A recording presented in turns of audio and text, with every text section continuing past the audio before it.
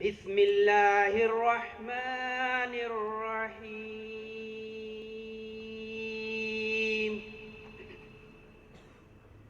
والضحى واللیل اذا سجى ما ودعك ربك وما قلى وللآخرة خير لك من الأولى ولا سوف يعطيك ربك فترضى ألم يجدك يتيما فآوى ووجدك ضالا فهدى ووجدك عائلا فأغنى فأما اليتيم فلا تقهر وأما السائل فلا تنهر وأما بنعمة ربك فحدث صدق اللہ العظیم۔ ساتھیوں، جب ہم آج کی جو میری گفتگو ہوگی اس کا میں موضوع آپ کو بتا دوں، اس کا موضوع ہے کہ سیاسی کارکن کا کردار اور اس کی ذمہ داری۔ ہم اس بات کا آج اپنی اس گفتگو میں جائزہ لیں گے اور ہم کوشش کریں گے کہ ایک دوسرے سے سیکھیں۔ چند تجاویز جو میرے ذہن میں ہیں وہ میں یہاں آپ حضرات کے سامنے پیش کروں گا، اور پھر آخر میں جیسا کہ روایت ہے کوسچن آنسر کا سیشن بھی ہوگا۔ ہماری پوری جو مرکزی قیادت ہے وہ یہاں پر موجود ہے۔ آپ کے ذہن میں کوئی بھی سوال آئے کسی سے بھی پوچھ سکتے ہیں، میں بھی آپ کو جواب دے سکتا ہوں، میرے جو دیگر ساتھی ہیں وہ بھی آپ کو جواب دے سکتے ہیں۔ تو بالکل کھل کے، یہ بالکل سیکھنے کی محفل ہے۔ ہم نے آپ سے سیکھنا ہے اور آپ نے ہم سے سیکھنا ہے۔ تو جب ہم سیاسی کارکن کے کردار کا جائزہ لیتے ہیں کہ ایک سیاسی پارٹی میں ایک سیاسی کارکن کا کیسا کردار ہونا چاہیے اور اس کی ذمہ داریاں کیا ہونی چاہیے، تو سب سے پہلی بات جو سمجھ میں آتی ہے وہ یہی ہے، جو ہم کام کر رہے ہیں نا، تربیت والا کام، کہ کسی بھی سیاسی پارٹی یا کسی بھی ادارے کے لیے یا کسی بھی آرگنائزیشن کے لیے سب سے اہم چیز تربیت ہے۔ اور اب دیکھیں، اس چیز کی اہمیت کو سمجھتے ہوئے اس کی باقاعدہ پروفیشنل یہ ایک بزنس بن گیا ہے۔ آپ دیکھیں، بے شمار ایسے ادارے وجود میں آ چکے ہیں جنہیں بہت بڑے بڑے ادارے باقاعدہ انوائٹ کرتے ہیں، اور اپنے اداروں کے جو ان کے اراکین ہوتے ہیں ان سے کہا جاتا ہے کہ انہیں آگے آپ ٹرین کریں۔ میرے ایک بہت قریبی دوست ہیں اقبال ابو بکر، وہ ایسے ہی ایک ادارے میں کام کر رہے۔ 2 دن پہلے ان سے میری ملاقات ہوئی تو وہ بتا رہے تھے کہ ایک بینک جو پاکستان کا بہت بڑا بینک ہے، پورے 5 سال کا انہوں نے کانٹیکٹ کیا ہے، اور ان کا کام یہ ہوگا کہ وہ اس بینک کی دیگر برانچیں، جس کی 300-400 برانچیں پورے پاکستان میں، وہ ہر برانچ میں جا کے ان کے اسٹاف کو ٹرین کریں گے، ان کی تربیت کریں گے۔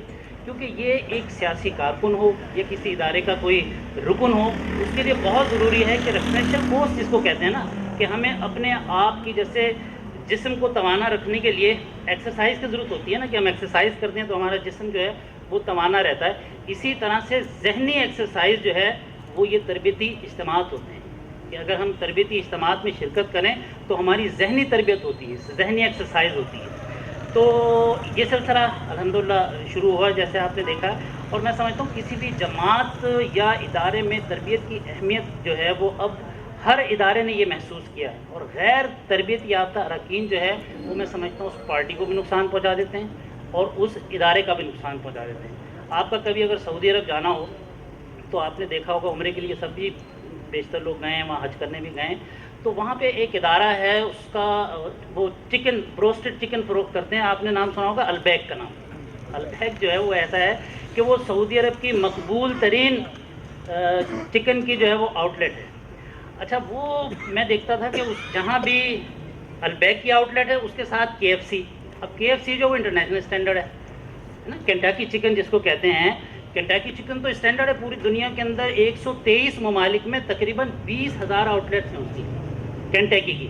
لیکن اگر آپ سعودی عرب میں جائیں اور جب آپ البیک کی آؤٹ لیٹ کو دیکھیں اور ساتھ کینٹاکی کی آؤٹ لیٹ کو دیکھیں، کینٹاکی والے ہاتھ پہ ہاتھ دھر کے بیٹھے ہوتے ہیں، اور جو البیک بروسٹ ہے اس پہ لائنیں لگی ہوئی ہوتی ہیں۔ لاسٹ ٹائم جب میں عمرے پہ گیا، یقین کرے جو میں نے گیا وہاں تو میں نے دیکھا بہت رش ہے، تو مجھے جو انہوں نے نمبر دیا اس کا تھا 258، 258واں نمبر تھا میرے آرڈر کا۔ لیکن میں نے ایک چیز دیکھی کہ حالانکہ 258 تو घबराहट हो गई यार पता नहीं अब कितनी देर बाद नंबर आएगा, लेकिन ज़्यादा से ज़्यादा 20 से 25 मिनट में आपका नंबर आ जाता है। इतना रश होने के बावजूद उनकी सर्विस, उनकी कस्टमर सर्विस इतनी ज़बरदस्त होती है कि आपका 20-25 मिनट के बाद आपका जो है वो नंबर आ जाता है। तो थोड़ा सा वहाँ बिजनेस भी था। एक दफ़ा अलबेक के एक मैनेजर से मेरी बात हुई कि यार ये आपका जो है इतनी ज़बरदस्त सर्विस है, आपने इतनी बड़ी फ्रेंचाइज़ है दुनिया की केंटकी, उसके मुकाबले में जनाब आपने ये आउटलेट्स खोली हुई हैं और आपकी ज़्यादा चलती हैं वो बंद रहती हैं, तो क्या वजह है? उसने मुझे बताया कि यार हमने अपने इदारे में एक ट्रेनिंग सेंटर बनाया हुआ है। हम जस्ट एम्प्लॉय को जब भी हम किसी को अपॉइंट करते हैं ना अपने इदारे में, तो सबसे पहले उसे ट्रेनिंग के लिए ट्रेनिंग सेंटर में भेज देते हैं, वहाँ उसकी ट्रेनिंग होती है। उसके बाद फिर हम उसको ड्यूटी असाइन करते हैं और फिर तमाम जितनी भी हमारी ब्रांचेज़ हैं उसमें सीसीटीवी कैमरा जो है वो नस्ब है। हर एक एम्प्लॉय की जो भी परफॉर्मेंस है उसको ऑब्ज़र्व किया जाता है।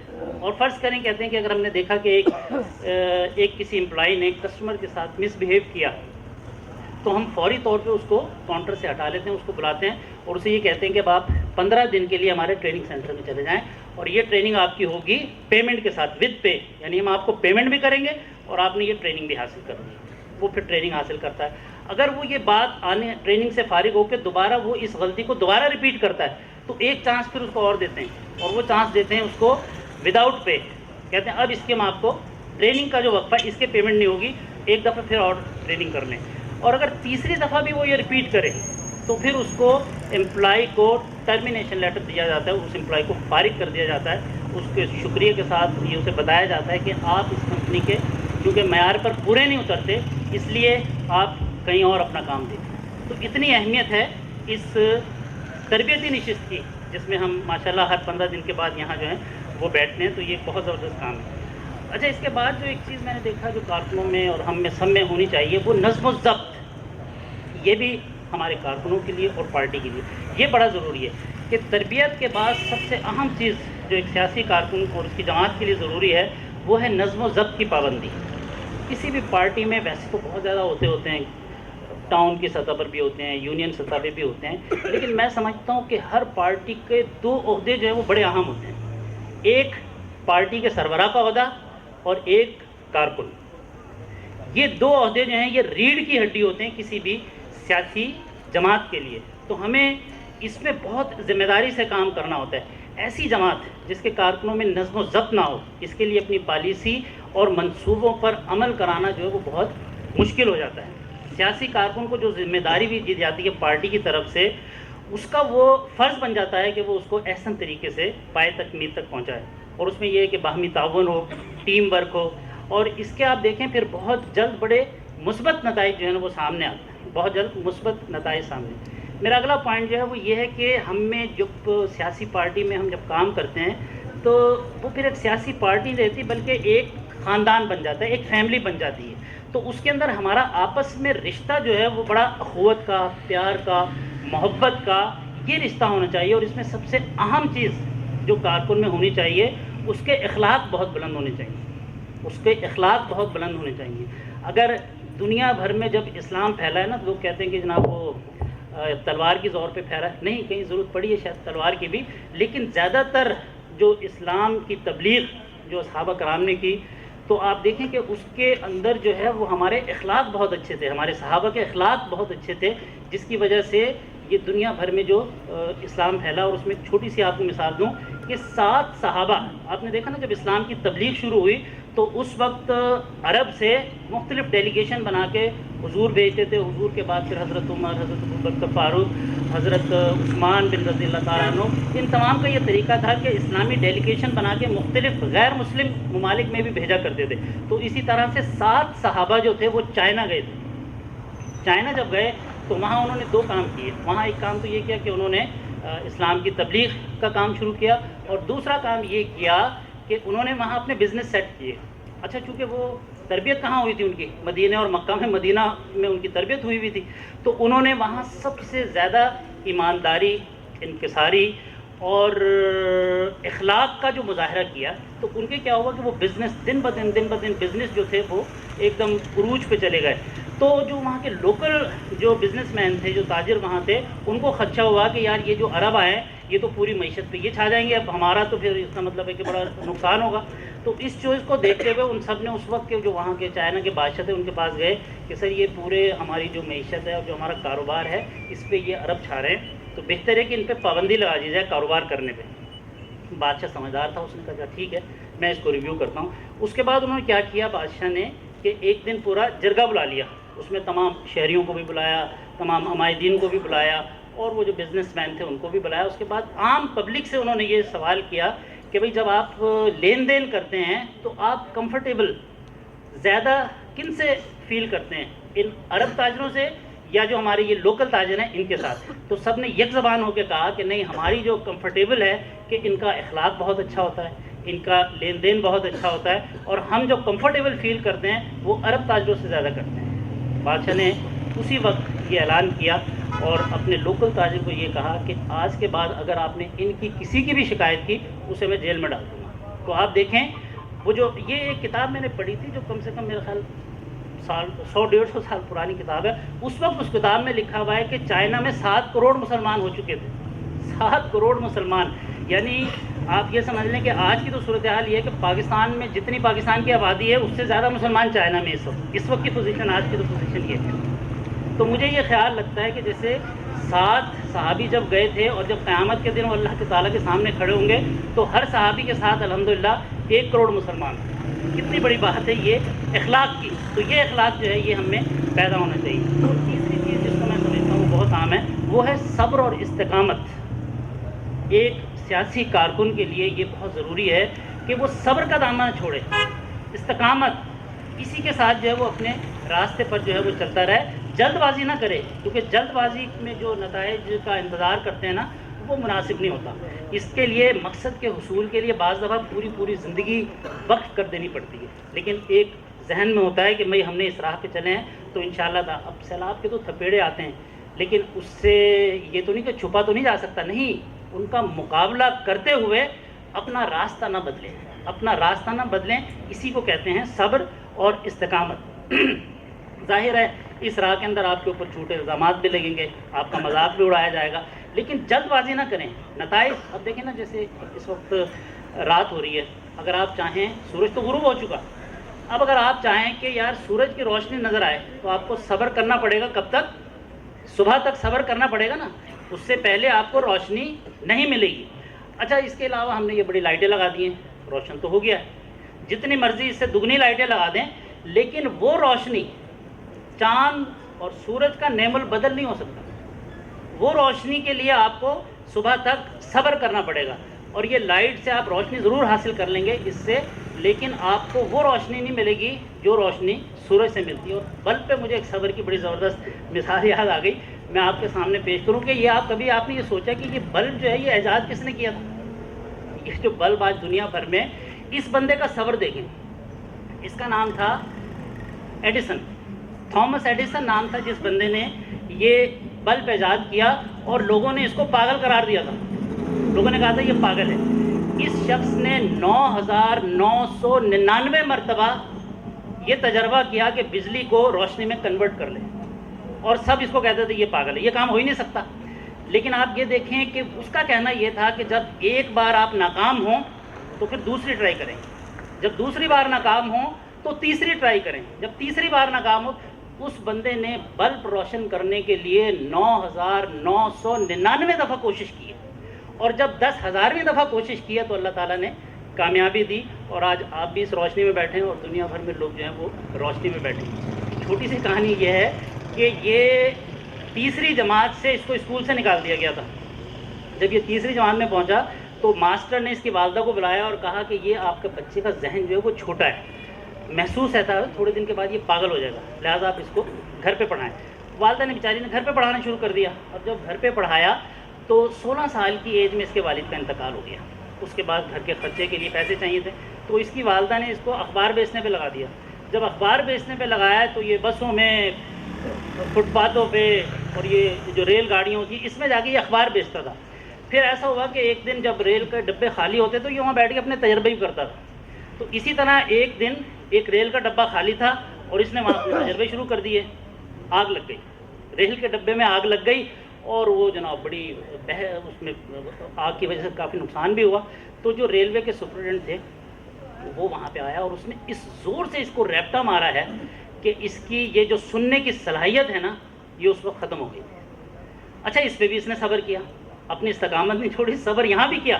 کہتا ہے یار چلیں, مجھے لوگ پاگل کہتے ہیں, کوئی مجھے تانے دیتا ہے, کوئی میرا مذاق اڑاتا ہے, اب میری سننے کی صلاحیت چونکہ ختم ہو گئی ہے, میں کسی کی سنوں گا ہی نہیں, میں اپنا بس اب کام کرتا رہوں.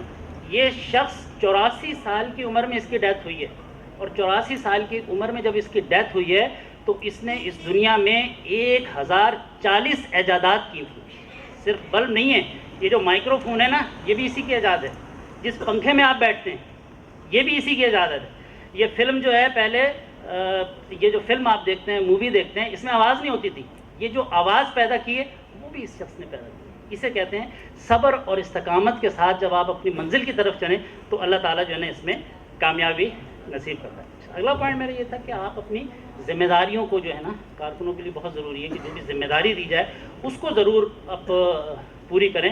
اچھا اس میں یہ ہوتا ہے کہ آپ کو بعض دفعہ کام نہیں بھی ہوتا تو ایک فعال کارکن, ایک با کردار کارکن کا کام یہ ہوتا ہے کہ اپنے لیے کام خود کریٹ کر لیتا ہے, وہ اپنے لیے کام خود کریٹ کرتا ہے. تو اس میں یہ کہ اپنی پازیٹیو اپروچ رکھتے ہوئے, آپ کو پتہ ہے پارٹی کی پالیسی کیا ہے, آپ کو پتہ ہے کہ کس طرح سے چلنا ہے. ہم روز اپنے چیئرمین کی گفتگو سنتے ہیں, صدر کی سنتے ہیں, ہمارے جو سینٹرل کمیٹی کے اراکین ہیں ان کی گفتگو سنتے ہیں. تو پارٹی کا تو ساتھیوں ہر ایک کو پتہ ہے نا, تو اس حساب سے آپ اپنا کام خود نکالیں, کام کو کہتے ہیں کہ گلے ڈال لیں, تو پھر یہ کامیابی کی منزل جو ہے نا وہ آہستہ آہستہ جو ہے وہ قریب پہنچتی ہے. اور چھوٹے چھوٹے مسائل ظاہر ہے ساتھیوں کے ساتھ کام کرتے رہتے ہیں, کچھ نہ کچھ مسائل بھی پیدا ہوتے ہیں, مسائل کو کبھی ٹالیں نہیں. ایک بڑا پوائنٹ ہے, اس کو آپ نوٹ کریں کہ مسائل کو طول نہ دیں اور ان کو ٹالیں نہیں, بلکہ باہمی مشاورت کے ساتھ جو بھی مسئلے آپ کی ٹیم میں پیدا ہوئے ہیں ان کو وہیں پہ حل کریں. کم سے کم کوشش کریں کہ آپ کو شکایت لے کے مرکز میں آنا پڑے یا ان کے سامنے جا کے پوری کہانی سن, نہیں, اچھے کردار کے لوگ ہوں, کہ کام کرنے والے لوگ ہوں, اسی ٹیم کے اندر آپ بیٹھ کے جو ہے نا وہ کام کریں. اچھا تیسری بات ایک یہ ہے کہ جو سیاسی ورکر ہوتا ہے نا اس کو سماجی ورکر بھی ہونا چاہیے. سیاسی ورکر کو سماجی ورکر بھی ہونا چاہیے. علاقے میں اس کو اپنے سوشل کام کرنے ہوں گے, اب علاقے کے اندر لوگوں کی مدد کرنی چاہیے. عموماً علاقے میں مسائل پیدا ہو جاتے ہیں, کسی کے یہاں پانی نہیں آ رہا, کسی کے یہاں کوئی گندگی پھینک کے چلا گیا, آپس میں چھوٹی چھوٹی باتوں پہ لوگ جو ہے نا محلے میں لڑنا شروع ہو جاتے ہیں. تو جو ایک سیاسی ورکر ہوتا ہے اس علاقے میں, تو اس کو چاہیے کہ وہ بڑھ کے اس میں ان کی ہیلپ کرے, ان کی مدد کرے, ان کی خوشیوں میں شریک ہو, ان کی غمی میں شریک ہو. آپ دیکھیں کہ وہاں پہ بعض دفعہ کسی کے یہاں شادی بیاہ ہوتی ہے, ضرور شرکت کریں.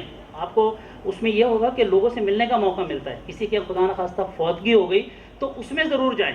اس میں آپ کے دو فائدے ہیں. دیکھیں, ایک تو آپ نے ایز اے ایک سیاسی ورکر اپنی ذمہ داری پوری کی, دوسرا یہ کہ اس کی نیکی بہت ہے. سعودی عرب میں رہتے ہوئے میں کئی بار جنازوں میں نے شرکت کی ہے. اچھا میں جب بھی کسی اتفاق ہوا ہے قبرستان جانے کا تو میں نے وہاں دیکھا سعودی نوجوان اور سعودی سینئر ہمیشہ وہ قبرستان میں ہی مجھے کئی دفعہ ملے. میں نے ایک دفعہ ایک سعودی سے پوچھا کہ یار آپ مقصد ہمیشہ یہاں ملتے ہو کیا, کافی زیادہ آپ کے خاندان؟ بہت کہتے ہیں نہیں بھائی آپ کو پتہ ہی نہیں ہے, وہ اصل میں عربی ہیں, عربی زبان سمجھتے ہیں, کتابیں پڑھی ہیں. وہ یہ کہتے ہیں کہ جس طرح اجر جنازے میں شرکت کا ہے آپ تصور نہیں کر سکتے اس کو. آپ کسی کی بھی نماز جنازوں میں عموماً دیکھتا ہوں, کبھی یہاں نماز جنازہ کی جب جماعت کھڑی ہوتی ہے تو لوگ اپنی نماز پڑھ رہے ہوتے ہیں. نہیں نہیں نہیں نہیں, اپنی نماز چھوڑ دیں اور جنازے کی نماز میں جو ہے نا وہ شریک ہوں. آپ یقین کریں, ایک طرف تو آپ نے اپنی سوشل ذمہ داری پوری کی کہ اس علاقے میں رہتے ہوئے, اور دوسری طرف اجر عظیم ملا آپ کو. کتنا بڑا اجر ہے کسی کے جنازے میں, کسی کی تدفین میں, کسی کے ساتھ آپ قبرستان تک چلے گئے. اس کے بہت فائدے ہیں اور بہت اللہ تعالیٰ آپ کو اس کا جو ہے نا وہ اجر دے گا. کہ لوگوں کے کام آنا شروع ہو جائیں. جب لوگوں کے آپ کام آنا شروع کرتے ہیں یقین کریں اس میں جو عزت ہے اس کا علیحدہ یہ ہوتا ہے. حضرت علی رضی اللہ تعالیٰ عنہ کا قول ہے کہ جب لوگوں کی ضرورتیں آپ سے پوری ہونا شروع ہو جائیں تو سمجھ لیں کہ اللہ تعالیٰ آپ سے راضی ہے. تو سمجھ لیں کہ اللہ تعالیٰ آپ سے راضی ہے. اسی کراچی شہر میں ایک شخص تھا جو بسوں میں گولیاں بیچتا تھا, گزارا نہیں ہوتا تھا گولیاں بیچ کے. اس کے بعد اس شخص نے کپڑے کا کام کیا, اور کپڑے کا کام ایسا کیا کہ محلوں میں گلیوں میں جاتا تھا, کندھے پہ اس کے کپڑے کا تھان ہوتا تھا اور وہ کپڑا بیچ کر اپنے گھر کا گزارا کرتا تھا. وہ ایک دن اسی طرح کپڑا بیچ رہا تھا ایک محلے میں, اس نے دیکھا کہ دو شخص آپس میں لڑ پڑے ہیں. دو شخص جب آپس میں لڑے ہیں تو ایک نے کہیں قریب کوئی چھری پڑی تھی, اس کو چھری سے زخمی کر دیا اور اب اس کا خون بہنا شروع ہو گیا. جب اس کا خون بہنا شروع ہوا تو لوگ کھڑے ہوئے تماشا دیکھتے رہے. تو جب وہ زخمی کو لوگ کھڑے ہو کے دیکھ رہے تھے, کوئی اس کا بڑھ کے مدد نہیں کر رہا تھا. اس دن اس شخص نے یہ فیصلہ کیا کہ میں اب اپنی باقی زندگی جو ہے وہ لوگوں کی مدد کر کے گزار دوں گا. ساتھیوں, 2 سال پہلے کراچی شہر میں 19 توپوں کی سلامی کے ساتھ اس شخص کو دفن کیا گیا. اس کا نام عبدالستار ایدھی تھا. گینس بک آف ورلڈ میں دنیا کی سب سے بڑی ایمبولینس چلانے والا وہ شخص جس کے پاس گھر چلانے کے لیے پیسے نہیں ہوتے تھے, کبھی کپڑا بیچا اس نے اور کبھی بسوں میں گولیاں بیچی, اور اس کے بعد جو اس کو عزت ملی. آپ یہ دیکھیں کہ دوسروں کی مدد کرنے میں جو عزت ملتی ہے کہ پاکستان کا آرمی چیف بھی اس کے جنازے میں تھا, صدر پاکستان بھی اس کے جنازے میں تھے, اور ذرا آپ بس نام گنوائیں. 19 توپوں کی سلامی بہت کم لوگوں کو ملتی ہے. آپ دیکھیں, 19 توپوں کی سلامی کے ساتھ اس کو کراچی میں جو ہے وہ دفن کیا گیا. یہ عزت ملتی ہے جب آپ دوسروں کے کام آتے ہیں. تو یہ جو سیاسی کارکن ہیں اس کو اپنے پلے یہ بات باندھ لینی چاہیے کہ وہ جس علاقے میں رہ رہے ہیں وہاں کوشش کریں کہ لوگوں کی خدمت کریں, ان کے کام آئیں. ایک اہم چیز جو سیاسی ورکر کے لیے بہت ضروری ہے وہ یہ ہے کہ اس میں خود اعتمادی ہو. انگلش میں کہتے ہیں نا سیلف کانفیڈنس, کہ اس میں بڑا بھرپور اعتماد ہو. آپ دیکھیں کہ ورکرز کو حالات سے گھبرانا نہیں چاہیے. حالات نرم گرم, کبھی کامیابی کبھی ناکامی, یہ چلتی رہتی ہے. لیکن ایک ذمہ دار پولیٹیکل پارٹی کا ورکر جو ہے وہ کبھی حالات سے نہیں گھبراتا اور ہمیشہ وقت کی قدر کرتا ہے. کہ جب اپنے کام بناتا ہے تو یہ ضروری نہیں ہے کہ آپ اگر کسی ایک سیاسی پارٹی میں شامل ہو گئے تو آپ 100% 24 آور اسی کے لیے کام کرتے رہیں. نہیں, وقت کی قدر کریں. آپ اس کو اسکیجول بنائیں کہ کتنا ٹائم آپ نے پارٹی کو دینا ہے, کتنا ٹائم آپ نے گھر والوں کو دینا ہے, اور کتنا ٹائم آپ نے سماجی کاموں کے لیے سرو کرنا ہے. تو ایک اگر آپ شیڈول بنا لیں گے نا اپنا, تو اس سے آپ دیکھیں کہ بہت بہتری ہوگی. اور کمیونیکیشن آج کل تو بڑا آسان ہو گیا ہے. واٹس ایپ اور بے شمار گروپ بن گئے ہیں. آپس میں کبھی بھی کمیونیکیشن گیپ پیدا نہ ہونے دیں. ایک اچھے ورکر کی نشانی یہ ہے کہ وہ کمیونیکیشن گیپ پیدا نہیں ہونے دیتا, آپس میں کمیونیکیٹ کرتے رہتے ہیں. تیسری چیز یہ ہے کہ آپ کی باڈی لینگویج جو ہے نا وہ بڑی مضبوط ہونی چاہیے.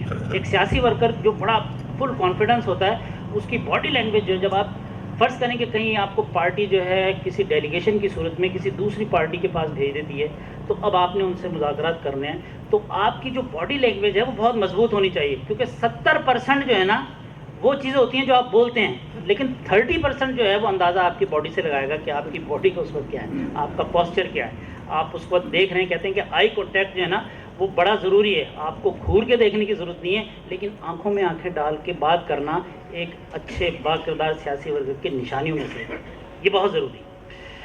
اپنا حلقہ احباب کو بہتر بنائیں. آپ جس علاقے میں رہتے ہیں, ظاہر ہے ہر علاقے میں اچھے برے سب قسم کے لوگ ہیں, لیکن وہ کہتے ہیں کہ حضرت علی کا ہی قول ہے کہ کسی کو اگر پہچاننا ہو تو اس کے دوستوں سے پہچانو. تو آپ کا جو حلقہ احباب ہو اچھے لوگوں کا ہو. ضرور نہیں ہے کہ بہت انہوں نے ڈگریاں حاصل کی ہوں, کچھ ہو, لیکن یہ ہے کہ با کردار لوگ ہوں. تو اس سے یہ ہے کہ آپ کی بھی شناخت ہوگی کہ یہ شخص ان کے ساتھ رہتا تو یہ بھی کردار کا. اور پھر کہیں اگر آپ جائیں, جیسے میں نے کہا کہ کہیں پارٹی آپ کو اگر ذمہ داری پہ بھیجتی ہے تو ہمیشہ ہوم ورک کر کے جائیں. آپ کی پریپریشن جو ہے نا, تیاری پوری ہونی چاہیے. جانے سے پہلے آپ نے تیاری کرنی ہے, اور اس کے بعد پھر پارٹی نے جو ذمہ داری ہے دی ہے اس چیلنج کو قبول کر لیں. کبھی چیلنج سے جو ہے نا وہ پیچھے نہ ہٹیں. آپ بھرپور طریقے سے, میں نے زندگی میں کبھی میلاد نہیں کروایا. پتہ نہیں مصطفیٰ بھائی کو اس دن کیا خیال آیا, شمشاد بھائی آپ نے یہ میلاد آپ نے کرانا ہے. اچھا بھائی ٹھیک ہے, بس ایک چیلنج مل گیا. حالانکہ یہ تمام ساتھی تھے اس میں ساتھ ملے, اور آپ حضرات نے دیکھا کہ میرا خیال ہے شہر کراچی کا وہ کامیاب ترین پروگرام تھا. اور اس کے بعد یہ ہوا کہ جیسے ہی میں گیا ہوں تو ہمارے جو مصطفیٰ بھائی تھے نا, انہوں نے مجھے زور سے سینے سے لگا دیا. اس وقت میں ان سے کسی کو ملوانے گیا تھا, تو بعد میں ان سے سوری بھی کہ نہیں یار میں ایموشنل ہو گیا تھا کہ الحمدللہ اتنا کامیاب پروگرام. تو یہ ایک چیلنج تھا. اسی طرح سے بے شمار چیلنج آپ کو ٹاؤنس میں بھی آ سکتے ہیں, آپ کو یونین کی سطح پہ بھی آ سکتے ہیں, آپ کو ہائی کمان بھی کسی کام کا کہہ سکتی ہے. تو وہ چیلنج جو ہے وہ صاحب قبول کر لیں, اللہ تعالیٰ مدد فرماتا ہے. دعا کریں اللہ تعالیٰ سے, اللہ تعالیٰ مدد فرماتا ہے. آپ دیکھیں کہ کراچی کا کون سا وہ پاکستان کا نعت خواں جو ہمارے پروگرام میں نہیں تھا, گنے ذرا, ہر ایک یہاں پر موجود تھا الحمدللہ. میں کسی کو نہیں جانتا, میری زندگی زیادہ تر جو ہے نا وہ باہر گزری ہے, لیکن آپ دیکھیں الحمدللہ کام ہو گیا. تو یہ ہوا کہ ہم سب نے مل کے, ہماری یہ جو پارٹی ہے یہ ایک ادارہ ہے, ہم نے سب نے مل کے اس ادارے کو مضبوط بنانا ہے. دیکھیں پارٹیوں میں, اداروں میں لوگ آتے رہتے ہیں, لوگ جاتے رہتے ہیں, لیکن اصل چیز جو ہے وہ ادارہ ہوتا ہے کہ ہم نے سب نے اپنی کوششوں سے اسے مضبوط کرنا ہے. وہ کہتے ہیں نا, مارے سے کبھی عشق کے مارے نہیں مرتے, مارے سے کبھی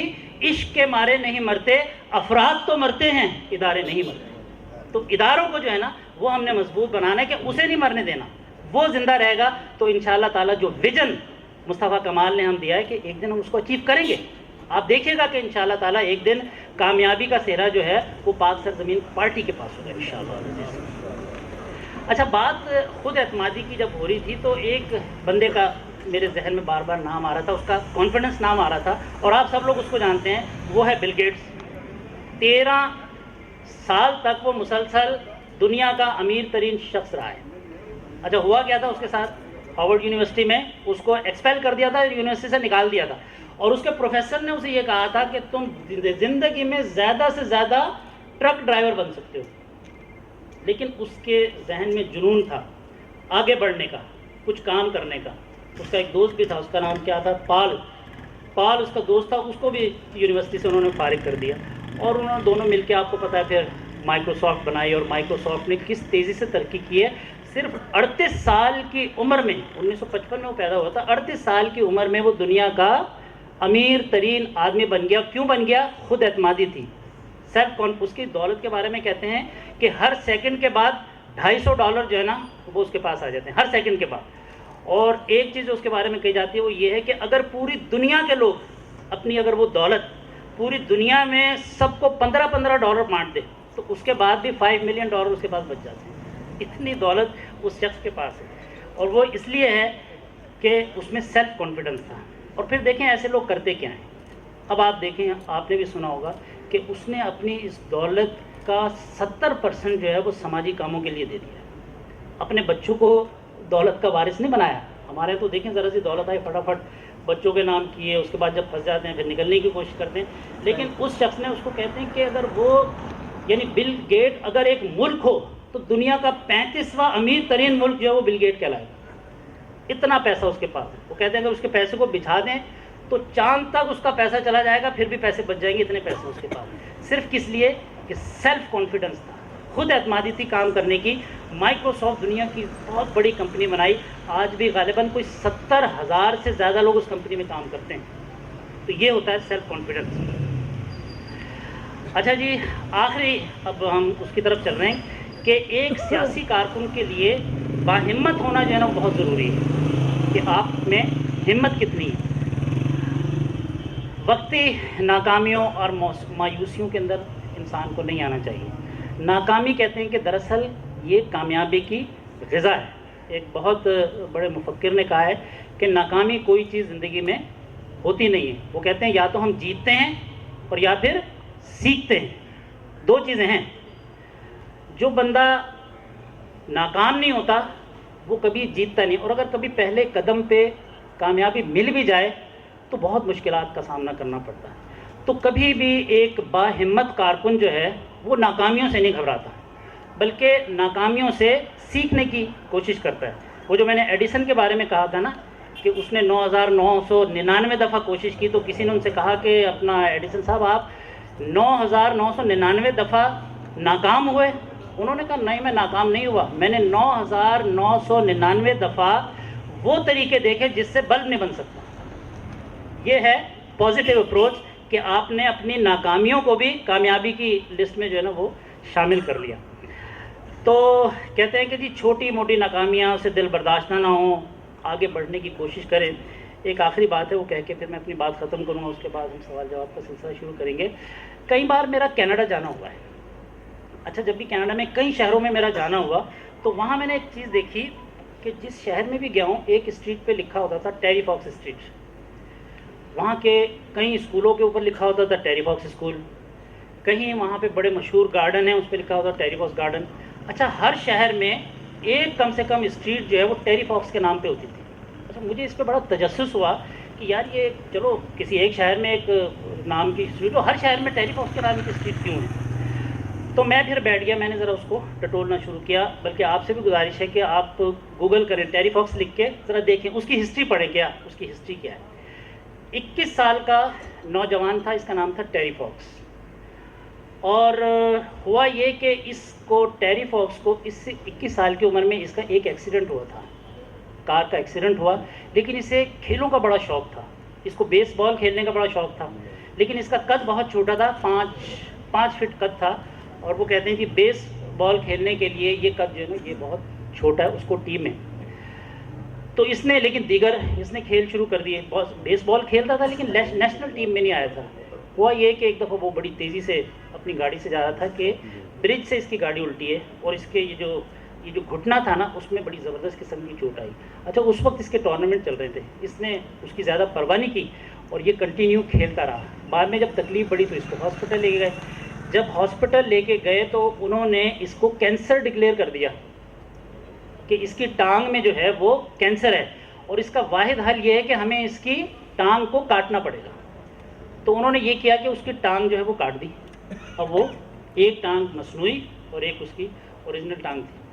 اس کے بعد ہوا یہ کہ انہوں نے دوبارہ جب اس کے ٹیسٹ لیے تو انہیں پتہ یہ چلا کہ کینسر کا جو جراثیم ہے وہ اس کے پورے جسم میں سرایت کر گئے ہیں, اور اب یہ زندہ رہنا اس کا مشکل ہے. اور فیصلہ یہ ہوا کہ ہمیں اسے بتا دینا چاہیے.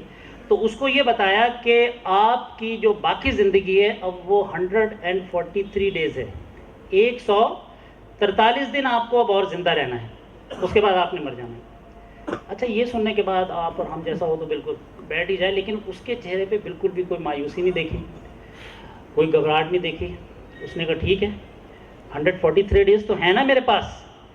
تو اس نے سوچا کہ ان 143 ڈیز میں مجھے کوئی ایسا کام کر جانا چاہیے کہ مرنے کے بعد کم سے کم دنیا جو ہے وہ مجھے یاد رکھے. تو اس کے ذہن میں آیا کہ چونکہ مجھے کینسر ہوا ہے تو کیوں نہ ایک کینسر سینٹر بنا دوں, ریسرچ سینٹر.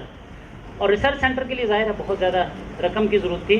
تو اس نے یہ اعلان کیا کہ جی میں ایک ٹانگ سے میراتھن یعنی ریس کروں گا, ایک شہر سے پورے کینیڈا میں کا میں چکر لگاؤں گا. اور تمام کینیڈین شہریوں سے اس نے درخواست کی کہ آپ صرف مجھے $1 دے دیں, $1 ڈونیشن دے دیں, مجھے جو ہے وہ کینسر کے لیے ریسرچ اکیڈمی, ریسرچ سینٹر جو ہے وہ بنانا ہے.